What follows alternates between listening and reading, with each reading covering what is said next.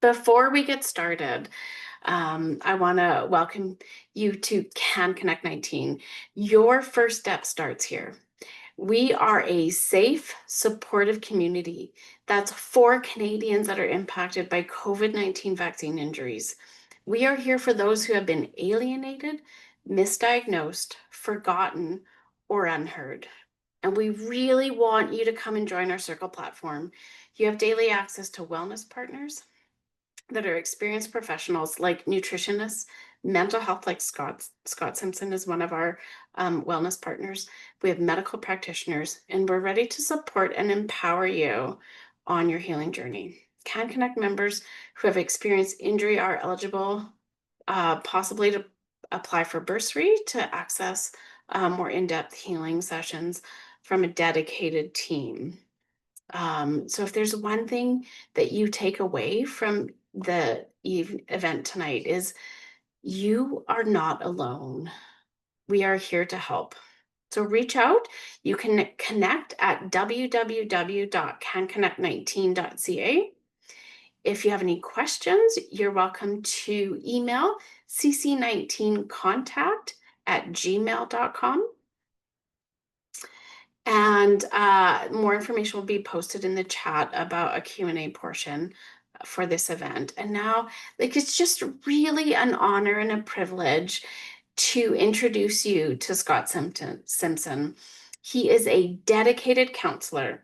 Now, his original training was in career work, but he has such a heart for specializing in supporting individuals living with medically marginalized chronic illnesses, such as ME/CFS, which is chronic fatigue syndrome, the medical name for it, long COVID, vaccine injury, and chronic Lyme disease. Drawing from his personal experiences living with multiple chronic conditions, including HIV and ME/CFS, Scott offers a unique, empathetic perspective that deeply resonates with his clients. His counseling approach is both disease-informed, medical trauma-informed, focusing on helping clients navigate the complex emotional and relationship landscape of chronic illness. Scott supports individuals in processing emotions, improving relationships, and finding meaning amidst their health and medical system challenges.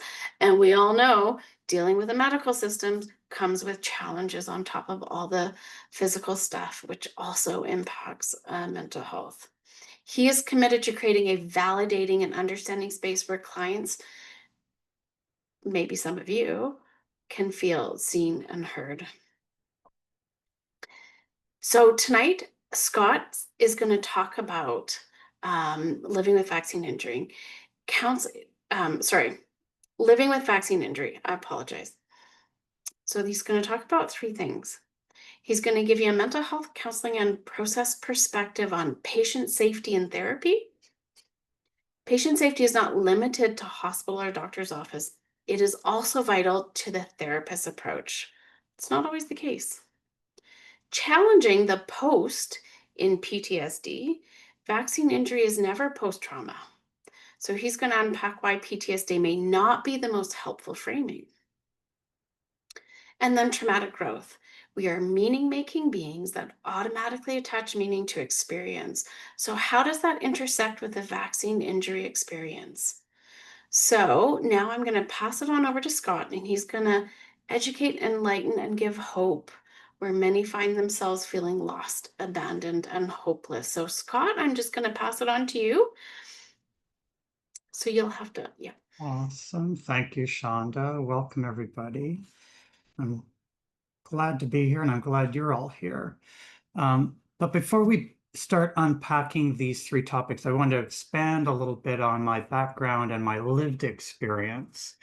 So I'm a mental health counselor focusing on people who have chronic illnesses that are medically marginalized. And usually that marginalization begins with a lack of research funding from the federal government through to the lack of medical education by the provincial medical schools, and often ends with ignorance, gaslighting, and medical harm from physicians and other medical professionals. So the marginalization really is systemic. But I'll be honest, when I worked for an international medical humanitarian organization establishing HIV/AIDS care and medications in Malawi, I had only minimal interaction with our own medical system. And at that point in time, you could not have convinced me that medical harm had been embedded in our medical systems around the world and that it was harming millions of people. I would have said at that time that you were mistaken or misinformed or misleading me. But then I got sick with myalgic encephalomyelitis or ME, and I experienced a side of our medical system that I did not know existed, a system that invalidates, minimizes, marginalizes certain illnesses and the people living with them.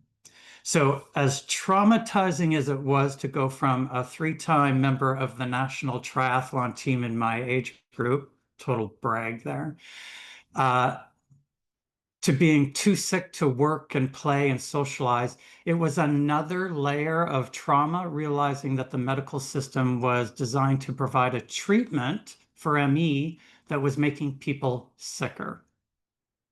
So, with that realization, I pivoted from HIV counseling and advocacy to ME counseling and patient safety advocacy. Part of that advocacy was hosting a podcast called Medical Error Interviews, where over a couple of years, I interviewed about 100 people about their experiences with medical error. This is when I first learned that medical error is the third leading cause of death, and it has been that way for decades. Another part of that advocacy was trying to reach out and work with the government to stop the harm, fund the research, start the treatment. But after several years and several meetings with various ministers of health, it became apparent that both the medical system and the government bureaucratic system are not designed to change to improve patient health care. They are designed to further centralize power and control in the hands of government. So it has been hard to witness, as predicted, that many people would be harmed by the vaccines. And the harm would be compounded by the medical system and government working to make their lives and health worse, making the vaccine injured the most medically marginalized group of people in Canada. Okay, so with that background and a bit more of my lived experience, but before we talk about patient safety in therapy, let's contextualize the vaccine injured experience.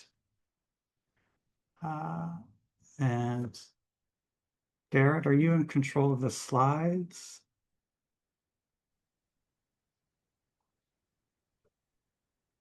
Yeah, if we go to that next slide, the second slide. Yeah, when we're healthy, our dreams are limitless. Travel, careers, relationships, adventure. But when illness takes hold, all of that narrows. Suddenly, everything is focused on just one thing, and that is getting better. So this quote reminds us of how profoundly health shapes not just our bodies, but our very capacity to imagine the future. Next slide, Garrett.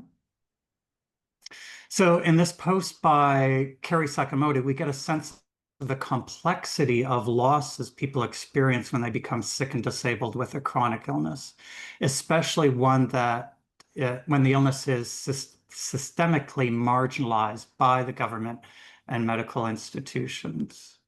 Next slide.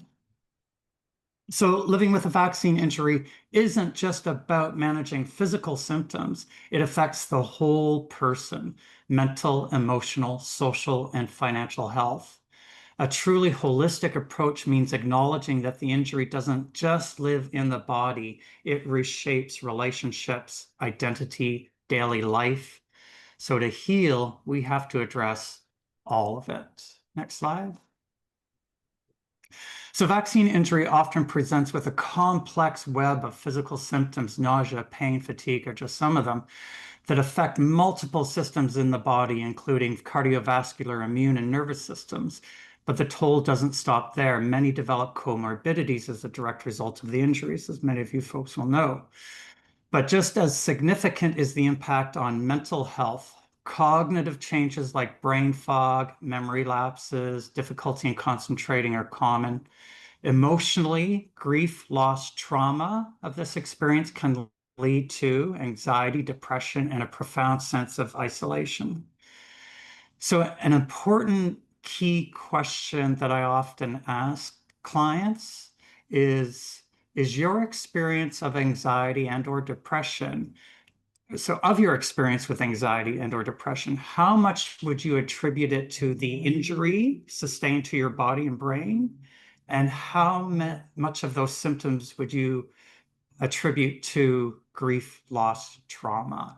So it's important to distinguish between some of these symptoms a result of a dysfunctional body and or are they a result of external factors or psychological factors? And it's important to make that distinction for the patient so that they can explain that to the doctor so that they can get appropriate treatment. Next slide, please.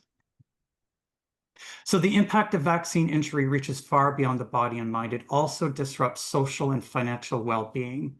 Many people lose the ability to participate in the very things that once gave their life meaning: hobbies, sports, volunteering, time with family, friends, the simple joys of a vacation.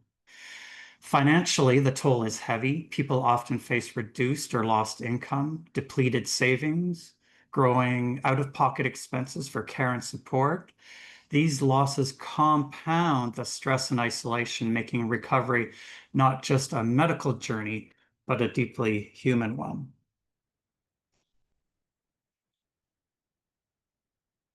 So vaccine injuries doesn't strain the body, just strain the body, it reshapes relationships.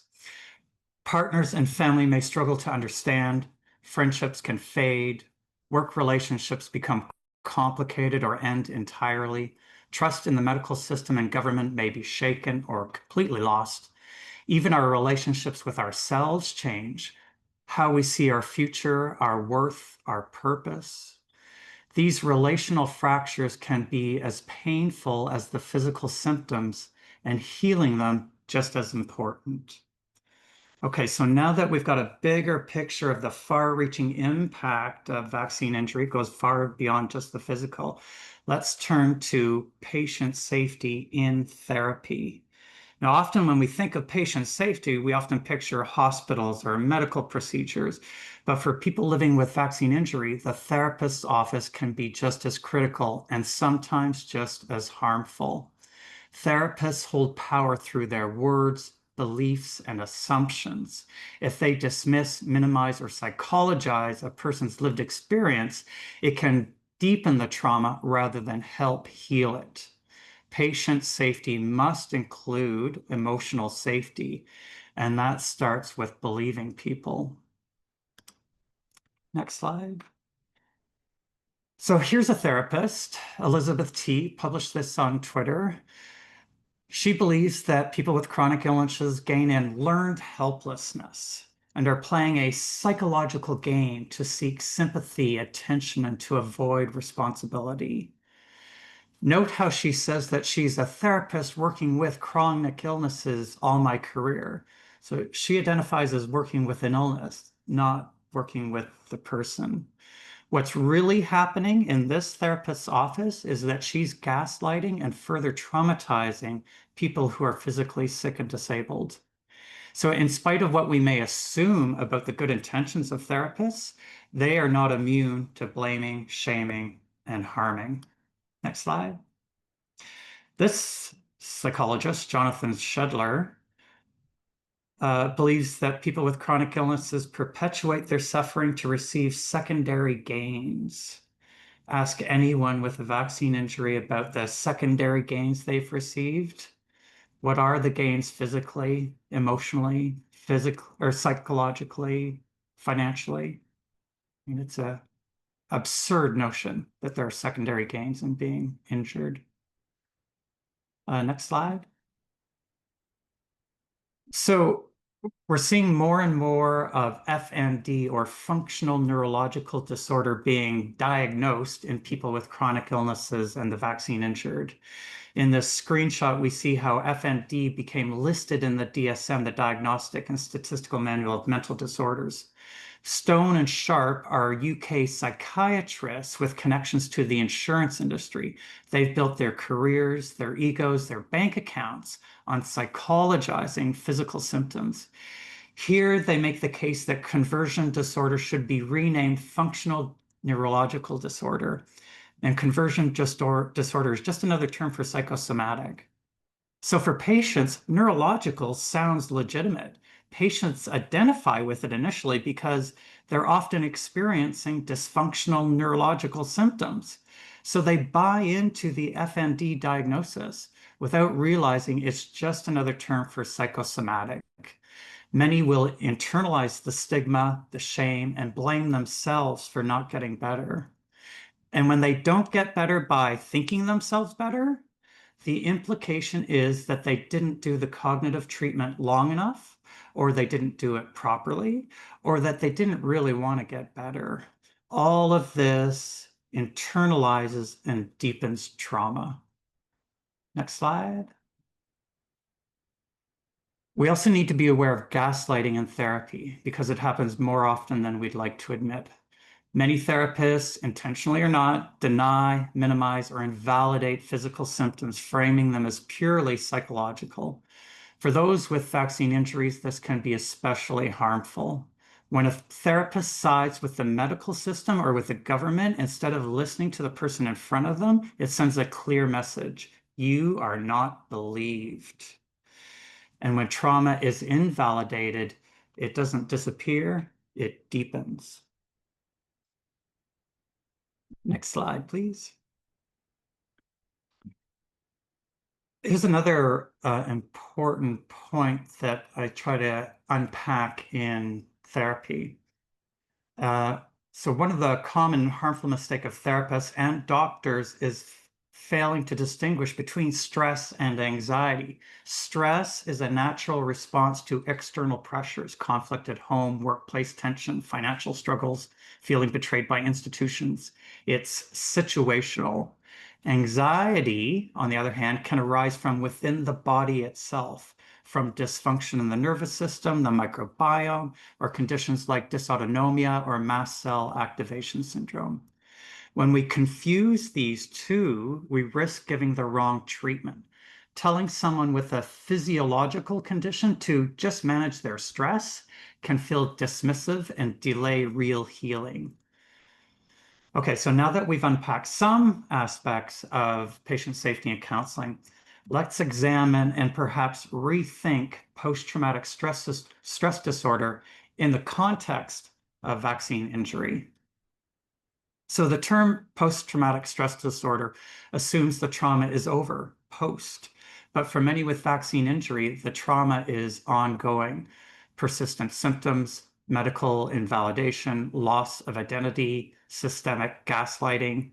So we need a new framework that recognizes chronic compounding trauma, not just what happened in the past, but what continues to happen now.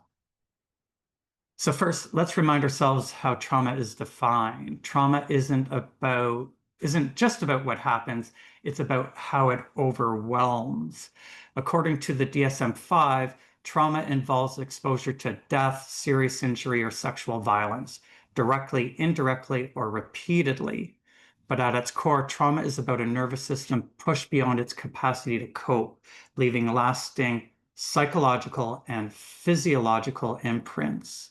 And as we all know, vaccine injury checks all of these boxes. Next slide. Okay, good. So vaccine injury is not a single trauma. It is a cascade. It begins with trauma to the body, then the psychological shock of a life-threatening event. As symptoms persist or worsen, the trauma deepens, and the betrayal of a medical system that won't help and government institutions that deny harm further traumatize the individual. And when loved ones doubt your reality, that's another wound. Each layer compounds the last, creating a complex trauma landscape that is often invisible and unsupported. Each of these layers of trauma can contribute to feelings of safety and security being threatened. Next slide. Okay, so now let's define post-traumatic stress disorder. It is a mental health condition that can arise after experiencing or witnessing something deeply distressing or life-threatening. Its symptoms often fall into these four categories: re-experiencing with flashbacks, etc., avoidance, negative thoughts and feelings, arousal and reactivity. If left unaddressed, PTSD can significantly disrupt daily life, relationships, one's overall sense of self and safety. But not everyone who experiences a trauma will develop PTSD. Two people may experience the same traumatic event, but only one may develop PTSD. The more traumatic, the more layers of trauma, the more likely PTSD may develop. Next slide. But this poses the question, but are the vaccine injured post-trauma? Post-traumatic stress disorder implies the danger is over, but for the vaccine injured, the threat remains in their bodies, in the ongoing progression of symptoms, in a medical system that dismisses them, and in a society that denies their reality. This is not a trauma that's past. It's a trauma that continues to unfold in the present and foreseeable future. So we must ask, is PTSD really the right lens, or do we need new language for living through relentless, unresolved harm? What is more accurately representative of the vaccine-injured experience would be better described as continuous traumatic stress. People living with vaccine injury are not recovering from a past event. They are enduring a present ongoing threat. This is continuous traumatic stress, where there is no reprieve, no closure, and no sense of safety. Their bodies are still under siege, their trust in institutions shattered, and their future uncertain. This is trauma without an endpoint. For the vaccine injured, the trauma persists through continuous mandates, workplace or government policies that force ongoing risk or exclusion with no closure in sight. Many workplaces in Canada still require vaccines, the COVID vaccine. There's no clear end to the original traumatic event, which prevents healing. Add to that lack of validation when doctors and institutions deny the injury ever happened. And people are left not just fighting for their health, but fighting for acknowledgement, for support, and for dignity. This is not a chapter that's closed. It's a story that's still being written day after day. Next slide. For the vaccine injured, harm isn't just internal, it's systemic and social. In spite of the recent coverage by Global News about the failed VISP program, mainstream media mainly minimizes the injured stories, while the social media platforms were erasing support groups, cutting people off from vital community and validation. Meanwhile, chronic symptoms and medical expenses create an endless strain physically, emotionally, financially. With job insecurity and no safety net, survival itself becomes a daily trauma. Next slide. So healing requires safety, but for the vaccine injured, safety never comes. Policies, mandates, social backlash act as constant triggers, keeping the trauma alive. There is no closure, no clean break from what caused the harm, and for many, the symptoms themselves are relentless reminders of what happened and how little control they have. This is not post-trauma, it is continuous traumatic stress in every sense. Okay, so now that we've placed vaccine injury in its rightful context, not as a past trauma, but as an ongoing one, we begin to ask, how do people live with meaning in the midst of that suffering? This is where we turn to the concept of traumatic growth. As Viktor Frankl, a psychiatrist who survived the Nazi concentration camps, wrote, drawing from Nietzsche, he who has a why to live for can bear almost any how. It's not about romanticizing trauma, it's about finding purpose despite it. And most folks are familiar with Viktor Frankl's history. Um, he was a Holocaust survivor, a neurologist, psychiatrist. He, sh he shared this powerful insight. Even in the darkest conditions, finding meaning is essential to survival. His theory, logotherapy, teaches that purpose is not a luxury, it's a lifeline. Frankel's legacy continues to guide those navigating unimaginable suffering, like many living with vaccine injury today. Next slide. Traumatic growth. This refers to the positive psychological change that can emerge through the struggle with profound trauma or life-altering adversity. It doesn't mean that trauma is gone or that everything happens for a reason, but it does mean that in facing the unimaginable, some people discover new strengths, deeper relationships, or a stronger sense of purpose. What is super important to note here, and it's related to patient safety, is that this should never be the expectation of the therapist. I'll repeat that, traumatic growth should never be the expectation of the therapist. Because traumatic growth is not something a therapist should expect or aim to produce. It's not a treatment outcome. And it's never the client's responsibility to transform their pain into something positive. But therapists should be aware of the possibility so they can witness, reflect, validate if it emerges on its own terms. Growth must be honored, not imposed. Traumatic growth isn't about silver linings or forced positivity. It does not erase what was lost, nor does it mean that the trauma was somehow worth it. Instead, it acknowledges this truth. In the rubble of devastation, some people can find unexpected strength, not because they were unbroken, but because they kept going despite being broken. Growth is not the absence of pain, it's what emerges in defiance of it. Next slide. Traumatic growth isn't one thing, it shows up in many ways. Some people discover a deep well of strength that they didn't know they had. Others find themselves slowing down to appreciate life in a new way. Relationships may deepen, new life paths may emerge, worldviews may shift. And always, growth exists alongside pain, not in place of it. This isn't about erasing suffering, it's about making meaning through it.